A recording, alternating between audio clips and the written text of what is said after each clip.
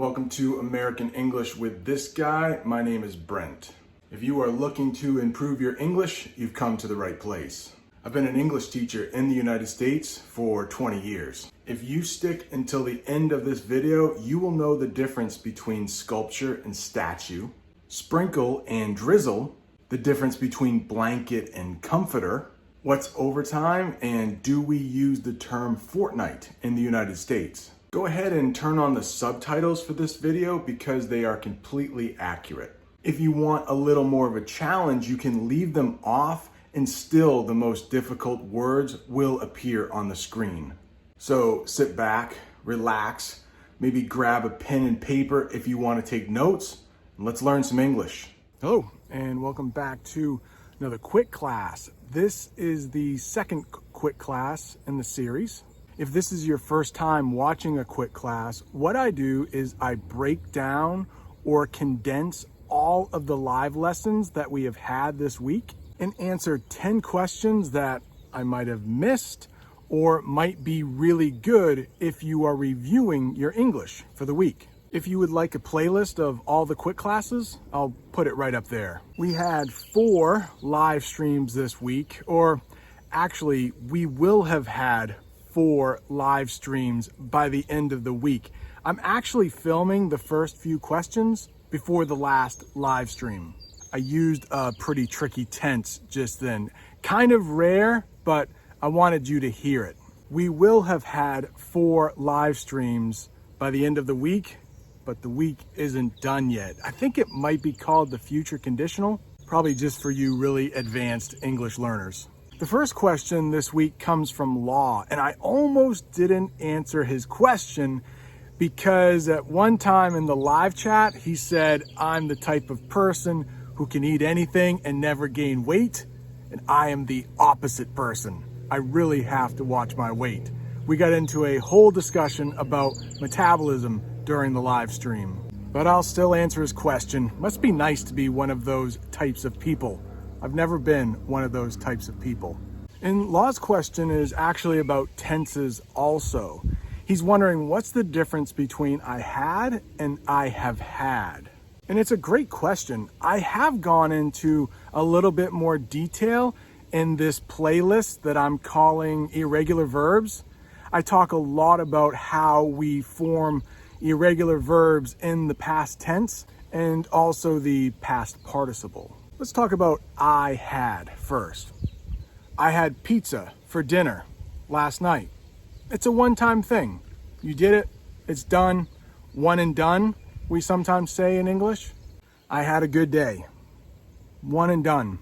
That day, it was good. But if you say I have had pizza for the last 7 nights, then that is not one and done. There are multiple times that you have had pizza. So that's why we would add that I have had. I have had some really good days. So maybe there was a string of days or a row of days that were really good for you. So when we say I have had, it just means that it is a longer period of time than just one and done. And this next question, I looked and looked back through the chat and could not find who asked this. I wish I could give them credit because it's a really good question. It might have been Naima, but I'm not sure. What is the difference between sprinkle and drizzle? They're both verbs. They're both meaning dropping things. Since I like to eat, and apparently Law does too, let's use an example with food. You could sprinkle salt or pepper on your food. Those are little hard cubes of things falling. But when you drizzle something, that might be more like liquid. In the United States and also Canada, we will eat French fries. It's getting a little windy out here. I adjusted the microphone. Hopefully it won't be so bad. We sometimes drizzle cheese on top of our French fries. Melted cheese. So it's a little more liquid. It's a very tasty but unhealthy dish called poutine. But if that cheese was shredded, and I'll put a picture of what shredded cheese is, we might say sprinkle. We can also use sprinkle and drizzle when it comes to rain. We also use another term that I'll introduce called misting. It's misting out means that maybe you can't actually see the rain falling or just barely, but your face might feel wet when you go outside. You could say it's misting out. If it's a little heavier than that, we might say it's sprinkling out. So still, small little drops. You might not need an umbrella if it's just sprinkling. And it also could be drizzling out, which is a little stronger than misting, a little stronger than sprinkling, but not quite rain yet. The next question comes from Deekshant from India, and I gotta give a big shout out to him because he added Hindi subtitles to one of my videos. Thank you so much. He wonders if we use the term fortnight to mean 2 weeks. And I said, no, we really don't. Fortnite has become a popular worldwide video game that most of you probably know. But if you ever want to read something like Shakespeare written in England in the 1600s, you will encounter the term fortnight. But we don't really use it in 2020, and I don't think a lot of Americans actually know that term. Not sure if you can hear the crows cawing back there. That's what we say crows do. They're cawing. I know Cecilia likes it, so. But the next question comes from Sylvia. And Sylvia works in the area of food production. So a big thank you to her and anyone else who works in food production, because during this whole coronavirus thing, really kept us safe, getting food to our tables. It's a risky job, but an important one. So thank you. She wondered about the term over hours, which we do not use in the United States, but we do use something called overtime. Most work weeks in the United States are 40 hours. 40 hours. 5 days a week, 8 hours a day, approximately. So if you work for hourly wages, you can get overtime. And we actually talked about that in quick class number 1. But if you are salary, which means you are paid the same price, even if you work 38 hours or 45 hours, you do not get what is called overtime. Overtime is when you put in your 40 hours and any extra you work, that's overtime. And a lot of times you get paid time and a half what you normally would make. Let's say you make $10 an hour for your first 40 hours, but the company really needs you to work extra or to work overtime. You could get $15 an hour for every hour you worked after 40. Obviously, companies don't really like to give out overtime because they have to pay the workers more money. But when there is a crisis like the coronavirus and people need food, maybe some of those companies will be willing to pay overtime because the job needs to get done. Vladimir has the next question, and he's asking about benefit. I've been on a Latin and Greek root kick for the past couple videos. I do think they are important. And Benny, anytime you see that, B-E-N-E, that will often mean good in English. So benefit means you are going to get something good. Many companies, if you work for them, they offer benefits. They are extra things along with your pay. So at my job, some of my benefits are health insurance and retirement packages. A common retirement package might be if you work for that company for about 30 years, when you reach age 65, they will keep paying you part of your salary. That would be a benefit. But you can also mean just anything good, like your body will benefit from eating good foods. A couple big words coming up using Benny.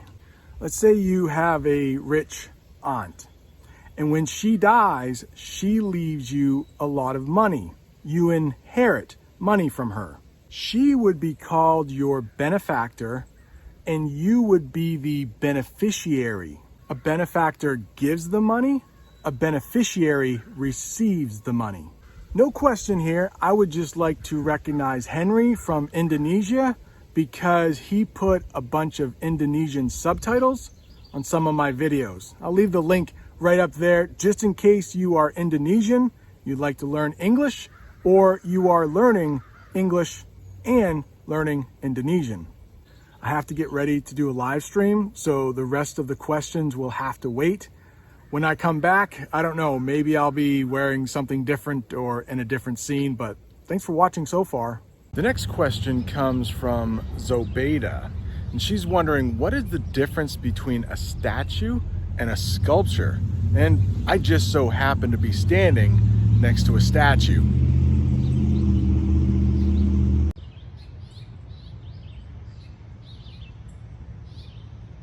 Statues are often erected or put up to celebrate famous American lives or famous American events. This statue commemorates or celebrates or recognizes all of the main lives lost in the American Civil War. This statue is trying to duplicate or make an exact copy of what an American Civil War soldier might have looked like. Sculptures are more of a work of art, often up to an artist's or a sculptor's interpretation. And if you are enjoying any of the content on this channel, please think about subscribing. A sculptor is someone who creates the sculpture. And the best way I can think of to describe interpret is when someone has an image or a thought or an idea inside their head and they try to recreate that in the real world. And this is probably the closest my town has to a sculpture. Unfortunately, right now it's collecting a lot of bird crap.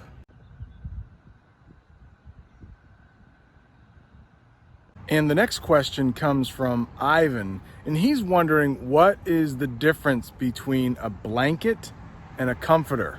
Great question. We are in my living room right now, and I want to show you a couple types of blankets we have and what they're called in English. And the first blanket I have today is actually my baby blanket, about 44 years old.